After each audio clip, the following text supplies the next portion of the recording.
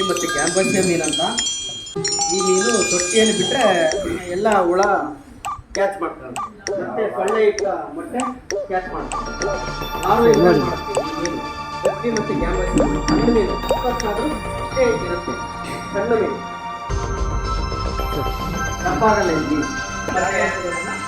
ಕೃಷಿ ಮಟ್ಟದಲ್ಲಿ ಮತ್ತೆ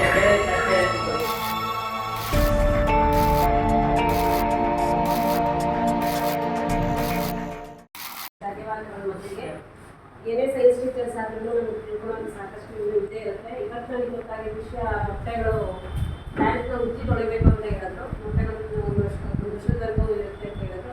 ನನಗೆ ಫಸ್ಟಲ್ಲಿ ಹೊಸ ವಿಷಯ ಅನ್ನಿಸ್ತು. ಆರೋಗ್ಯ ಇಲಾಖೆಯವರು ಸದಾಕಾಲ ಶಿಕ್ಷಣ ಇಲಾಖೆಯವ್ರ ಜೊತೆ ಇದೇ ಥರ ಹೆಚ್ಚು ನಮ್ಮ ಮಕ್ಕಳಿಗೆ ಬಹುಮಾನಗಳನ್ನು ಕೊಡ್ತಾ ಕಾರ್ಯಕ್ರಮಗಳನ್ನು ನಡೆಸ್ಕೊಂಡ್ರೆ ಇವತ್ತಿನ ಕಾರ್ಯಕ್ರಮ ಚೆನ್ನಾಗಿತ್ತು ಅಂತ